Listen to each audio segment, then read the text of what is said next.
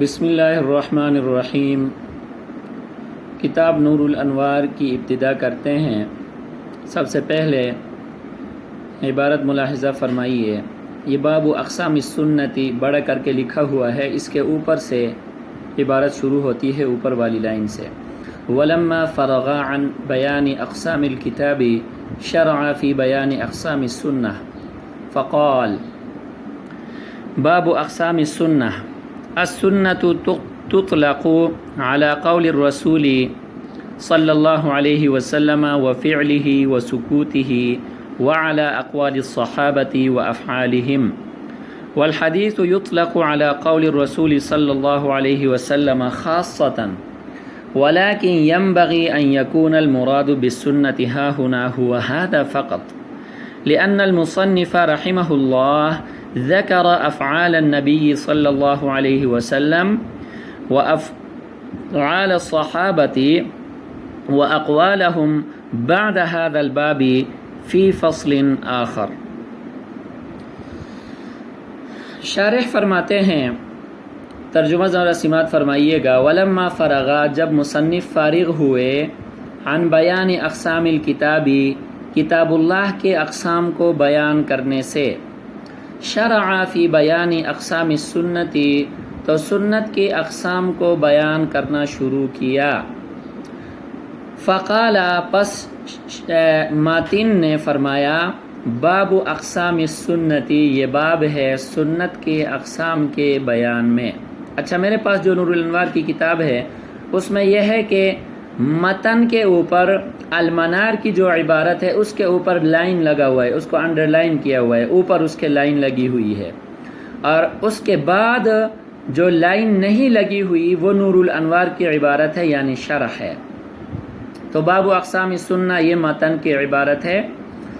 آگے فرمایا، السنۃ تطلق علی قول الرسول صلی اللہ علیہ وسلم وفعلہ وسکوتہ وعلی اقوال الصحابۃ وافعالہم، سنت کی تعریف بیان کی کہ سنت کا اطلاق اصولیین کے نزدیک نبی صلی اللہ علیہ وسلم کے قول، آپ صلی اللہ علیہ وسلم کے فعل اور آپ صلی اللہ علیہ وسلم کے سکوت پر ہوتا ہے۔ اسی طرح سنت کا اطلاق اقوال صحابہ اور افعال صحابہ پر بھی ہوتا ہے۔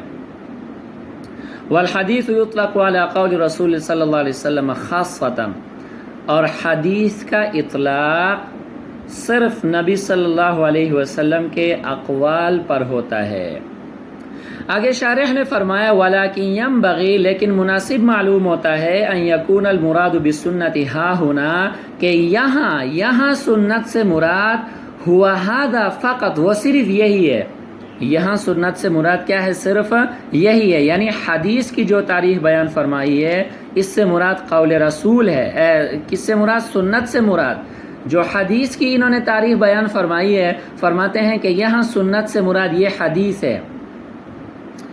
لأن المصنف ذكر أفعال النبي صلى الله عليه وسلم وأفعال الصحابة وأقوالهم بعد هذا الباب في فصل آخر، اس کی وجہ یہ ہے کہ مصنف نے نبی صلی اللہ علیہ وسلم کے افعال کو، افعال صحابہ اور ان کے اقوال کو اس باب کے بعد ایک دوسری فصل میں بیان فرمایا ہے۔ بہرحال جب کتاب اللہ کو بیان کرنے سے فارغ ہوئے، اصول اربعہ میں سے پہلی اصل کو بیان کرنے سے فارغ ہوئے، تو اصول اربعہ میں سے جو دوسرا اصل ہے سنت، اس کو بیان کرنا شروع کر دیا۔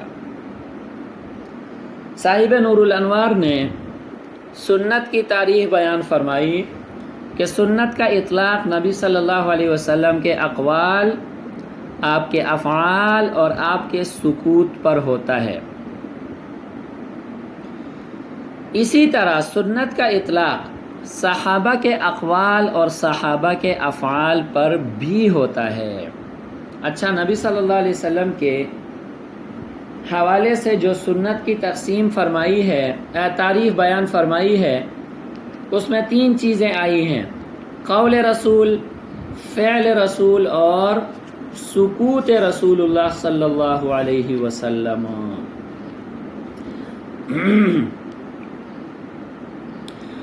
بہرحال قول رسول تو نبی صلی اللہ علیہ وسلم کی زبان اقدس سے نکلی ہوئی بات کو کہا جاتا ہے. جیسے کوئی صحابی یہ بیان فرمائیں قال رسول اللہ صلی اللہ علیہ وسلم، قال رسول اللہ صلی اللہ علیہ وسلم، یہ قول رسول ہے، اس کو حدیث قولی بھی کہا جاتا ہے. دوسرے نمبر پر فعل رسول. فعل رسول کہا جاتا ہے کسی راوی کا نبی صلی اللہ علیہ وسلم کے کسی فعل کو آگے روایت کرنا. مثال کے طور پر کوئی صحابی کہے فرمائے رأیت رسول اللہ صلی اللہ علیہ وسلم یفعل کذا، میں نے رسول اللہ صلی اللہ علیہ وسلم کو فلاں کام کرتے ہوئے دیکھا. اب دیکھیں یہ نبی صلی اللہ علیہ وسلم کے فعل کو صحابی نے آگے پہنچایا، آگے روایت کیا، اس کو حدیث فعلی کہا جاتا ہے. تیسرے نمبر پر نبی صلی اللہ علیہ وسلم کا سکوت. سکوت کہا جاتا ہے نبی صلی اللہ علیہ وسلم کی موجودگی میں آپ صلی اللہ علیہ وسلم کے سامنے کوئی صحابی مسلمان کوئی کام کرے اور نبی صلی اللہ علیہ وسلم نے اس پر نکیر نہیں فرمائی، بلکہ نبی صلی اللہ علیہ وسلم نے اس پر خاموشی کا اظہار فرمایا. مسلمان کی قید، صحابی کی قید اسی لگائی ہے کہ اگر کوئی غیر مسلم کوئی کام کرے اور نبی صلی اللہ علیہ وسلم اس کو نہ روکے تو پھر وہ حدیث تقریری کے ضمن میں نہیں آتا، وہ سکوت کے ضمن میں نہیں آتا. بہرحال نبی صلی اللہ علیہ وسلم کے سامنے کسی نے کوئی کام کیا یا کسی نے کچھ کہا، نبی صلی اللہ علیہ وسلم نے اس کام کو دیکھ کر، اس کہی ہوئی بات کو سن کر خاموشی اختیار کی، اس پر نکیر نہیں فرمائی، اس کو حدیث تقریری کہا جاتا ہے. اب دیکھیں اس کو حدیث تقریری سکوت کو اس لیے کہا جاتا ہے کہ اگر وہ قول اور وہ کام صحیح نہ ہوتا تو نبی صلی اللہ علیہ وسلم اس پر ضرور نکیر فرماتے، آپ خاموشی کا اظہار نہ فرماتے. آپ کی خاموشی کا اظہار فرمانا اس بات کی دلیل ہے کہ نبی صلی اللہ علیہ وسلم اس قول سے اور اس فعل سے راضی ہیں، اور نبی صلی اللہ علیہ وسلم اگر کسی قول اور فعل سے راضی ہوں تو وہ پھر سنت کے ضمن میں آتا ہے. تو یہ اس اعتبار سے اس کی یہ تین قسمیں ہم نے بیان فرمائی ہیں، قولی، فعلی اور تقریری.